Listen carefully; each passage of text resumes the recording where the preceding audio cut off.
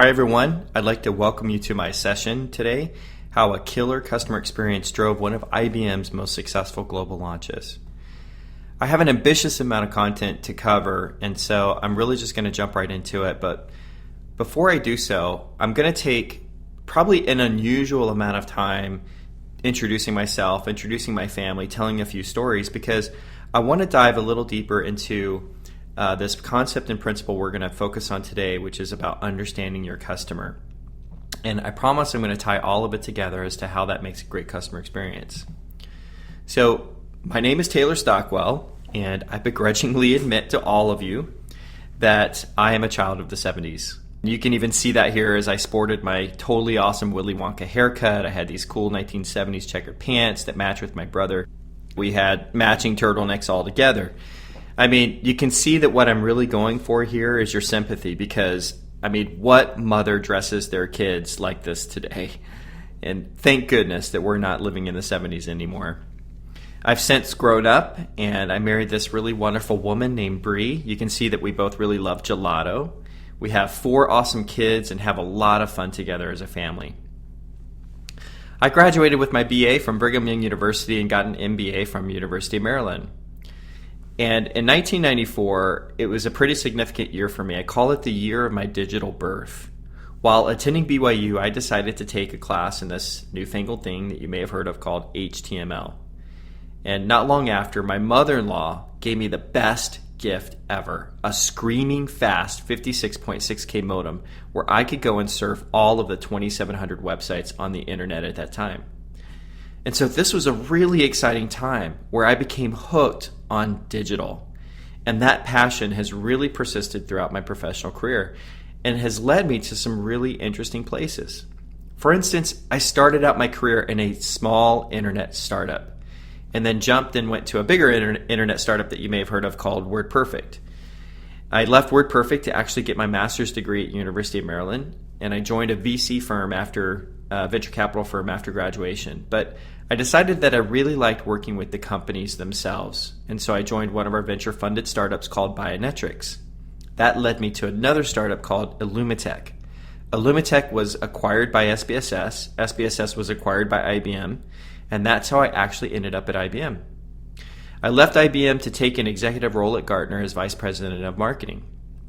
Now, since this is the SiriusDecisions conference, I'm just going to work a little magic here, and we're just going to make this Gartner thing disappear because we don't want to ruffle any feathers. So I left Gartner, and I'm now an independent growth consultant working with IBM. So I've had an adventurous career. I've been part of very small companies, very big companies, and really everything in between. And throughout my career, I've had a lot of fun focusing on growth-oriented strategies, particularly around digital execution. So I want to tell everyone a story, something that happened to me around Easter time. I recently moved my family from Virginia to Austin, Texas, and let me tell you, we love Austin. It's a great place to live. Some friends of ours from Virginia called us up and said, hey, we're going to come through the area. We're going on a cross-country trip. Can we come and visit? And we're like, yeah, sure, come visit. This will be great. And we're gathering as adults, and we're trying to figure out, okay, let's do something fun with the kids. Well, we decided that the funnest thing that we could do with the kids is to take them to a historical site. That's right. So we decided that we were going to go to the Alamo, which is not a long drive from Austin. Now, I'll tell you, I love going to historical sites. I'm that crazy guy that goes and reads every single plaque. I look at every single artifact. I mean, it's just something I love to do. Our kids, on the other hand, they're not always excited to go, which is why we have this thing in our family called FFF, Forced Family Fun. And if you've never seen what forced family fun looks like in action, here's what it looks like, at least in the Stockwell home. So you can see, I feel like that guy up there, pointing the gun. You're going to the Alamo, son, whether you like it or not. So sometimes we have to have these forced family fun outings, and that's kind of what this activity was turning into. So we drag all of our kids to the Alamo, and I'm just having a really great, wonderful time until my wife walks up. And she's got these great big blue eyes, and she brings her puppy dog face, and she comes up very sweetly and takes my hand in hers. And she says, honey, it's time to go to the gift shop. Oh, Not the gift shop. I hate the gift shop. I hate the gift shop with a passion. But I have this code with my kids I can't get out of.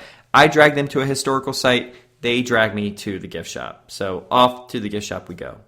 And I'm wandering around, squeezing miserably through the packs of people, and I find this little display in the corner where nobody's at. And I figured it's a great place to kill time. And, it's one of those revolving displays. You guys have all seen it. It has these personalized little items on it, these little souvenirs. And so when you find one of those displays with the personalized souvenirs, what's the first thing that you do? You look for your name, of course. Well, I'm a little bit different than most people. I don't look for my name anymore. I gave that up years ago because nobody ever had my name. I would go to these places as a kid in the 70s and 80s, and my friends Scott and John and Michael, they would all have their names. Taylor? Nobody had Taylor. So I'm here in the Alamo, and I'm remembering all of this, and I'm like, well, what the heck? I'll take a look. I'm in a new place, and it's a new time of, it's the 21st century. And so I'm looking at these things, and all of a sudden, my eyes grow really big, and my heart starts to palpitate a little bit, and I get a little shortness of breath because guess what? I found my name. I found my name on this display. I was so excited. You can't believe how excited I was. In fact, I was so excited, I took this picture and texted it to my wife, who was somewhere in the store, I have no idea, and my mom. And in fact, right after I texted it, I got on the phone and I called my mom, who's in Georgia.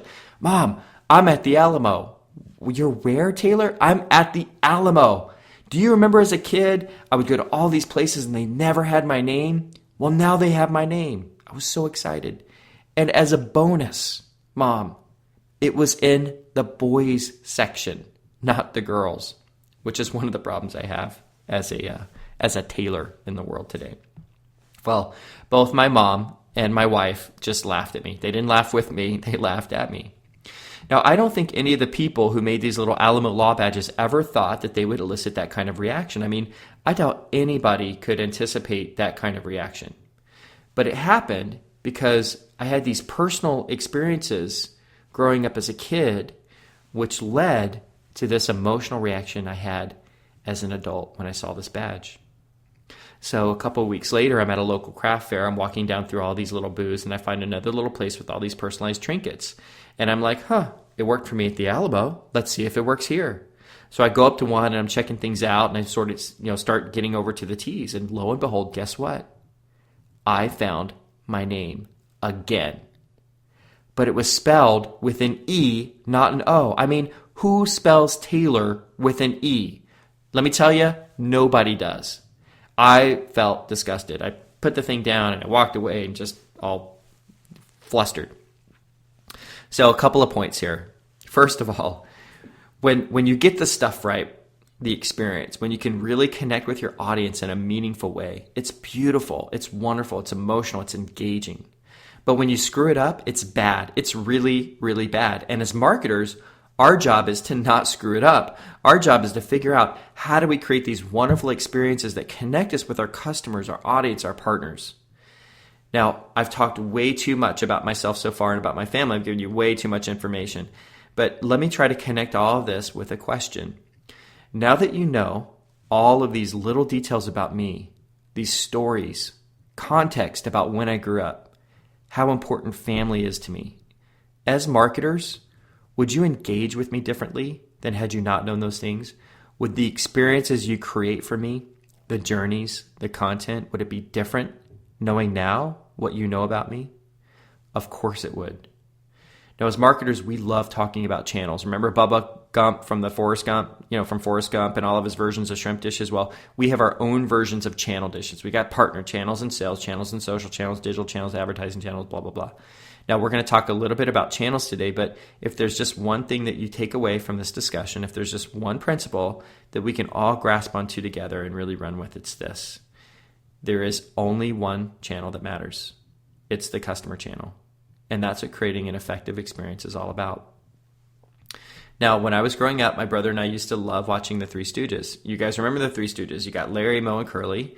And these guys are always doing these crazy things. They're always messing things up. They're messing things up for somebody else. They're messing things up for each other, right? Well, we have our own Three Stooges as marketers.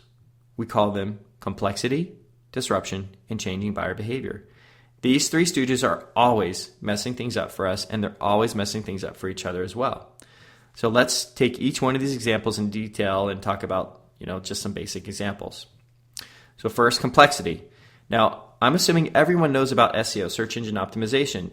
You probably also know that Google does not open their algorithm up for anyone to see, which makes it really hard for us as marketers to know how do we rank for search? How do we build effective search programs? A few years ago, there's a company called Searchmetrics that came up with a really novel approach to understanding search and search rankings. They looked at hundreds of websites and came up with correlation scores for different search tactics that led to higher rankings. This correlation analysis helps marketers understand very specific SEO tactics that could help us in our ranking performance. Here's their 2012 model displayed as an infographic. You can see that they identified some pretty important factors at the time: Facebook shares, backlinks, and of course keywords. Now at the time, these are pretty revolutionary insights. Notice that in 2012, there were probably a dozen or so ranking factors that mattered. Now here's the 2013 infographic. You don't need to see the specific ranking factors, but just look at the change in complexity. It's probably twice as many ranking factors, if not more. Now look at 2014, even more insane than 2013. This is also great evidence at how fast Google evolves its own search algorithms. The complexity has just grown. In fact, in 2015, it was so complex. There were so many different ranking factors and so many ways to organize them that Searchmetrics actually came out with 2 different infographics to explain the search story. So think about this. SEO is one of hundreds of marketing tactics that we have to not only manage, but excel at. This one tactic alone has spawned specialists who are barely keeping up with the rapid changes themselves. And as marketing leaders, it's just one of many tactics and strategies that we have to employ every day. Every single thing we do as marketers today is getting more complex, and the number of things that we have to do is constantly increasing. All right, disruption. Now, in 1994, there were about 2,700 websites. Today, we're flirting with 1 billion or more, depending on who you ask. Think of all the companies and industries that have been disrupted since then. Disruption isn't new. It's just happening at a faster pace than ever before. Disruption is also coming from where we least expect it. So let's take a look at an older case, the case of Garmin. Garmin is a handheld GPS device maker. And in 2007, they were on top of the world. You can see that from their stock chart here. Wow, incredible, right? Well, now check out what happened in the later half of 2007 and 2008. Whoa, what the heck happened to Garmin? Now, if you're thinking in your head, you may know this. The iPhone happened to Garmin in 2007. Google Maps happened to Garmin. The Android operating system happened to Garmin. These technologies converged into an ecosystem that severely disrupted Garmin's business. There are 3 interesting facts here about this case. First, it wasn't a single company that disrupted Garmin. It was an ecosystem made up of Apple, Google, and others. The iPhone couldn't have done it alone. It was the combination of the iPhone with Google Maps that did the trick. Second, and this is really important, disruption came from outside of Garmin's industry. Do you think Garmin was keeping an eye on Apple, a computer manufacturer, or Google, a web-based search engine, as disruptive forces? Not at all. If you're just watching from within your industry for disruption, then disruption is going to whack you on the back of your head. Finally, when you're disrupted, it's not a gentle slope down. It's a crash. In the markets, traders call this a falling knife, and that's exactly what happened to Garmin in 2007, 2008. All right, so let's take a look at buyer behavior. You've seen these first stats before. I know everybody's probably seen them a gazillion times. We know that customers are consuming more content than ever before, more than 10 pieces of content throughout the buying process. We also know that they're self-nurturing themselves before they even get to a salesperson. That's really great news for digital businesses, but challenging for others who aren't there yet. Now, there are a couple of other shifts, interesting shifts, that have a lot of companies, IBM included, rethinking things. First, 75% of buyers who control IT spending are actually line of business people. That's huge for IBM, who's focused the majority of our time in the market going after the IT buyer. This means that the guys in marketing, finance, customer service are all playing a more active role in technology. And it's one trend that's causing IBM to rethink not only how we market our products, but to whom we're marketing our products. And those line of business people control 58% of the overall IT budget. So if IBM wants to continue to sell technology, which we do, we need to seriously consider that our buyer profiles are shifting more to line of business. But here is our scary statistic, and maybe this is every marketer's scary statistic right now. 46% of line of business buyers are millennials. Now, some people probably look at that and they start laughing, right? But what's the big deal here with millennials? Well, let me introduce you to my daughter, Kylie. And I know what you're all thinking. Thank goodness she inherited her mom's good looks. I totally agree. Thank goodness. Now, when Kylie was in the 7th grade, she and this boy in her grade named Graham had a little crush on each other. And let me tell you guys, I watched that Graham kid like a hawk. And one day we were walking back as a group from a school activity, and we're walking along, and Kylie's texting as she walks along. And I said, "Hey, Kylie, who are you texting?" And she replied as she continued to text and walk, "Oh, I'm texting Graham." Well, I stopped dead in my tracks, which caused her to stop and looked up at me, wondering if something was wrong or if she was in trouble. I said, "Kylie, why on earth are you texting that boy? He's 10 feet in front of you. Go talk to him." Well, she rolled her eyes and just kept walking and texting, just like the typical teenager. These millennials are the single largest identified group of line of business buyers. They're growing up. They were born in a digital world. They play in a digital world. They work in a digital world, and now they're entering leadership ranks. And we need to be digitally savvy to reach them. And I hope we're all ready for that. So let's talk Watson Analytics. I am a little bit biased, but I think it's a really cool product, right? I'm not here to pitch you or sell you on Watson Analytics, but I'm going to give you a little bit of background. First of all, it's a SaaS-based business intelligence tool. We helped to launch it in 2014. And it includes some really cool advanced visualization, predictive analytics, and cognitive capabilities. But what's more important about Watson Analytics is that it was one of the first launches where IBM made a concerted effort to go after the line of business user. That's what made the launch really unique for us.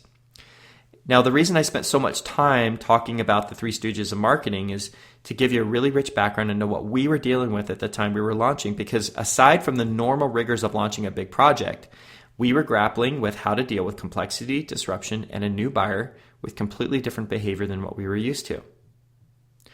So let me see if I can map some of the innovative things we did for the launch back to these three Stooges of marketing that we've already discussed. So first, and all of these are guiding principles that we followed. First, simplify the complex. We were looking for ways that we turned what was complex about our program or about our launch into things that were easy to understand, and easy to achieve. Second, become the disruptor. I'll talk a little bit more about this in a second. Third, align to the buyer. Why fight buyer behavior shifts? We knew that they were happening, so let's just simply align to them, and let's start by creating a strong understanding of who our buyers are. Now, I love this quote by Gary Vee, and I'm leading here with content because everything we did during the launch hinged on this concept of marketing our content, not simply marketing content. Content without marketing is just a pile of words and images on a page. We had, at the time, a very complex program. We had to figure out how to drive content to a brand new group of buyers for a product that wasn't even ready to go live, while coordinating across multiple internal organizations for a program that was going to dozens of countries, both English and non-English speaking. It was an incredibly complex program with a lot of different moving parts. So what did we do? Well, here's one thing. Over the course of my career, I've worked with a lot of really smart people, and I've kind of been able to glean a lot of different things and pull them together into and have come up with a framework for executing very large, complex digital marketing initiatives. So here it is. It's my dirty little secret for creating a robust digital marketing plan. I call it my digital marketing framework, and it's taken years to kind of evolve and integrate and kind of summarize into the single, very simple slide. Let me tell you a little bit about the model. First, it's an instant digital strategy. It can accommodate every major digital tactic, even if they aren't listed here. Because remember, this picture is only a summary example of a program that you could build with this framework. Second, it's flexible and scalable. I've personally rolled this model out on both big and small projects. The trick is to define the achievable tactics, but the model can stay roughly the same. For instance, during our launch, we had to work with a lot of smaller geographies who just didn't have the same level of resources as their worldwide counterparts. So we worked with them and we met with them. What can you do? What can you achieve? And so a lot of these things over here on the right, for instance, on the promotion side, went away. And we replaced them with things that they actually could accomplish. They were tactics that were relevant for them and also relevant for their audience that might be unique in a particular geography. And so they were still able to customize and tailor for them, but leverage our core content engine and site experience. Third, it made it really easy to communicate our strategy and to align teams to it, since we knew where all the pieces of the puzzle fit into the whole program. There are three main components to the model. First, there's content on the left, there's promotion tactics on the far right, and then there's a sweet spot in the middle where we design our on-site customer experiences. But let me just emphasize, everything begins with content. This is where we set our strategy, understand our audience, and produce the kind of content that they want to consume. For Watson Analytics, this meant videos, infographics, and blog posts, not the traditional white papers, brochures, and data sheets that were common to IBM at the time. On the right, this is where we amplify content into the channels where our audience was already interacting. We want to be where they are today and not drive them to an experience or an unusual experience that they're not accustomed to. For our core site, we built a robust content hub and core site that aligned to the product look and feel. This was crucial in our overall customer experience design. In fact, we borrowed the same UI designer who worked on the product to help with these various sites. So our content hub, our content itself, and our core site experience all looked just like the product, so that every single person would have a seamless, consistent experience going from one place to another, whether it was from the product into the hub or from a piece of content over into our core site. Now, we did an effective job of taking what could have become a very complex program and simplifying it into just the core components that we needed to execute. Okay, how do you handle disruption? You become the disruptor. Normally, when we talk about disruption, we talk about external disruption, a new player, technology, or ecosystem that disrupts an industry. But I want to introduce you to another powerful mechanism, internal disruption. Sometimes, in order to create outstanding customer experiences, it's necessary, especially in an organization as big as IBM, to disrupt internally, to swim against the status quo. Let me share an example of this. At the time when we were building out our launch plan, IBM sign-up forms were notoriously difficult for people to complete. Filling out a form on IBM.com was a miserable experience, and so they performed poorly. Here's an example of one of these forms. Now, as digital experts, we knew how to fix them, but every time we had attempted to change the forms, we'd get one group that would say, "Oh, you can't do that because we need this," or "You can't do that over that other thing. We need to keep this." So we didn't get anywhere at all. With Watson Analytics, we did something different. We changed our pitch. We used this tool called the Wayback Machine, which is a really great tool that takes snapshots of websites over time, so you can go back in time and see what a website used to look like. And we modeled the highly successful Google Glass pre-launch for our executives because Watson Analytics was going to be a pre-launch event.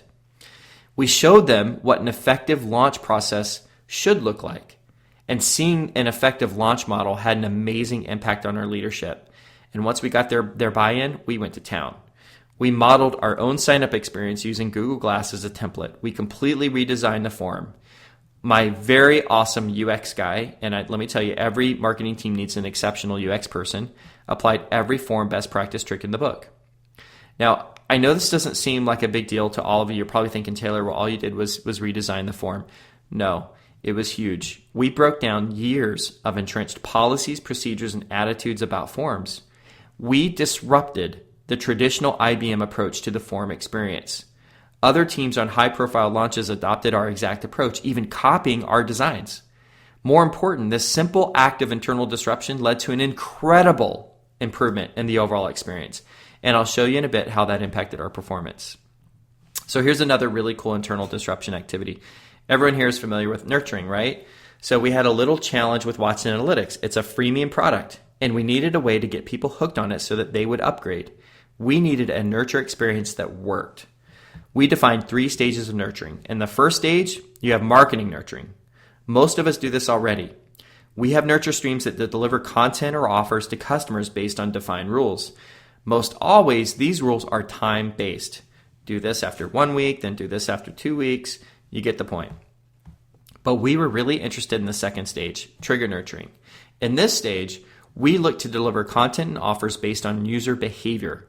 For example, if a user doesn't log in after 11 days, let's send them a piece of content that encourages them to come back in and use the product. Now, we were all excited about this, and we started to create our trigger rules and worked with our development team. Then we ran into a problem. We stepped back and realized that we didn't actually know which content would motivate users to action, nor did we know which triggers were the most important. Who's to say that 11 days is the right amount of time to reach out to somebody? We could only guess. And frankly, we didn't want to guess. We wanted to be sure. So we developed this third tier, predictive nurturing. We looked at how predictive models could tell us the right content to deliver at the right impact points. And we always started with our desired outcome. For instance, here's one desired outcome that we wrote down: increase usage time in the product. We wanted the system to score users based on their activity levels in the product.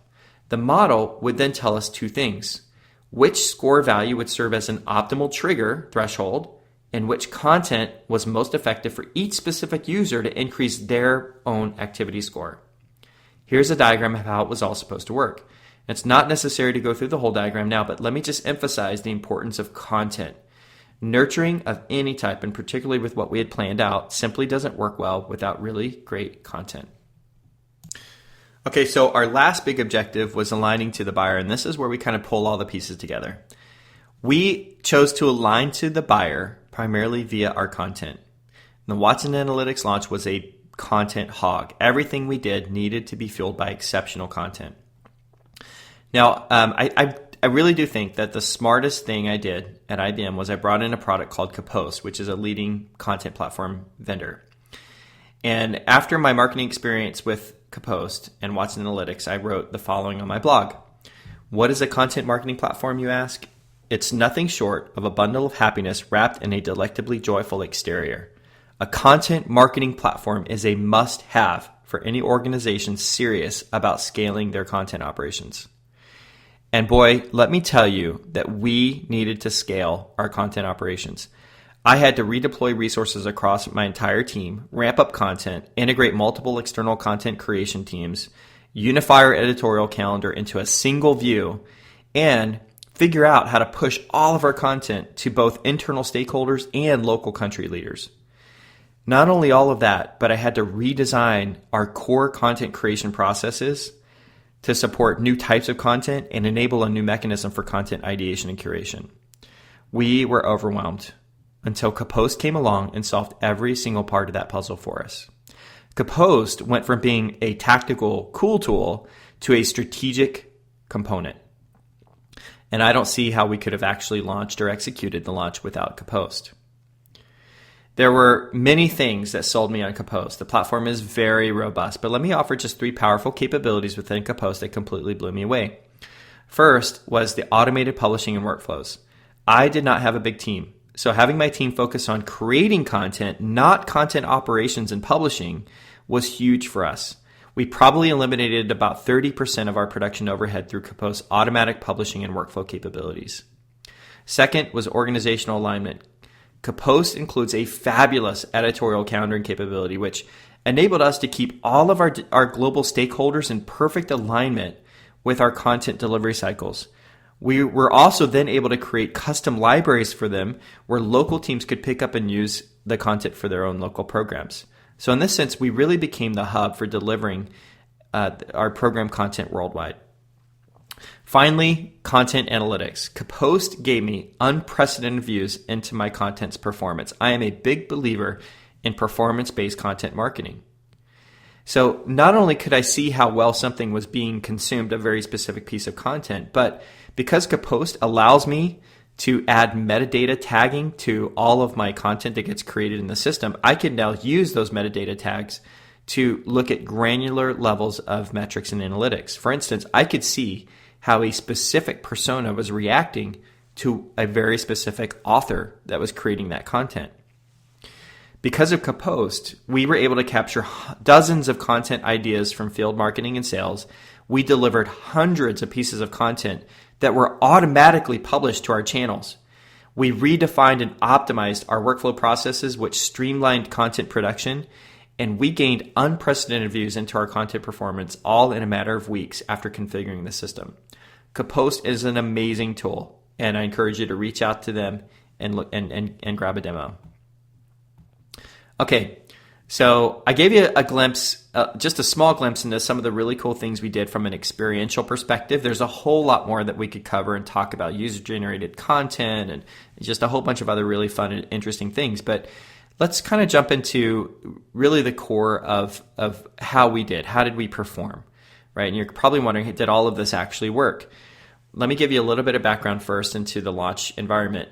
Watson Analytics was part of this IBM Signature Moment series. So in 2014, IBM was doing these signature moments. And they're some of the biggest launches in IBM's history. So do you remember when IBM announced the Apple and Twitter partnerships? Those were both major IBM signature moments. So we're talking about some of the biggest announcements that are happening in IBM's history. Our signature moment, Watson Analytics was part of this, our signature moment happened on September 16, 2014. And on that day, we became the fourth most successful signature moment launch in IBM's history. But honestly, I was disappointed. I wanted the number one spot, or at least second behind Apple. But I soon realized that we were fourth as measured by reach, first day reach to be exact. But if you take into account our conversion story and all of the experiences that we designed around that launch, I really think we were number one. So let me tell you about that. Now, in social media, we generated 28.7 million impressions on day one. And that was off of 4,551 Twitter mentions. I mean, we went bananas on social media. It was fantastic. Now, all of that reach would have been really useless had we not been able to create and build a wonderful core site experience. So we had this fabulous content that was fueling the reach, and it was driving people exactly where we wanted them to go. Now, because of this magnificent core site experience that we built, we saw an unfathomable 49% form click-through rate. In other words, 1 in every 2 visitors to our site clicked our sign-up button and began the process of conversion.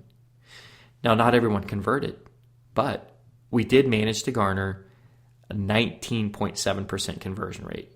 I mean, I was floored. When I first saw these numbers, I had my team check and recheck the numbers. They kept coming back, Taylor, the numbers are right. I couldn't believe them. These were the highest click-through and form conversion rates that I've seen in my 20-year digital career. Now, what was really awesome about this launch was the fact that the value kept rolling in long after September 16th. Unlike many of the other signature moment launches where their momentum was short-lived, maybe a day or even a week, ours was the opposite. Not only did our form click-through and conversion rates hold for several months, but we hit our entire 2014 sign-up goal of 10,000 users in just 6 weeks. And Watson Analytics wasn't even out of its closed beta. It was clear to us that we had completely, unequivocally knocked it out of the park. Now, you can attribute that to great marketing or you can attribute that to a great team. All of that is true. But we also have to attribute the success to the fact that we designed some really great experiences based on a solid understanding of our buyers. It was our buyer-focused experiential design that really led us to these outstanding metrics. Now, Watson Analytics was one of the most fun projects I've worked on in my career. What made it fun was the ability to really architect an experience we thought our customers would love. But I won't lie, it was hard. It was really hard at the time because we lacked some very important capabilities that are now available today. And I want to wrap up by giving you an idea of what some of those capabilities are. It's IBM's point of view for where marketing is today and where we're headed for the future. Now, first, let's take a look at that infamous MarTech slide. Everyone's seen this, right? Now, this is a story about complexity, but it's even more scary than that. Because if you really dissect this out and you look at each one of these specific applications, what are they doing? They are spitting out data, massive amounts of data that, if we're not already drowning in data, we've got more data because these applications are creating really great data. As marketers, we have to figure out, how do we build and create these really effective, wonderful, high-performing customer experiences on the one hand, and then we have all this data that could help us. But how do we tap into that? How do we bridge the gap between our objective up here and all this data that we have coming on down here? Well, that's where IBM is talking about cognitive computing. We believe that cognitive computing is the bridge. Historically, we've categorized data as either structured or unstructured, but that doesn't really help us navigate the problem of data. I believe a better way is to think of data as light data versus dark data. Light data is all the data that you can get to and do something with, right? Dark data is everything else, and there's a lot of it. It's a latent resource because it's out there, it's valuable, but we either can't get to it or we can't make sense of it.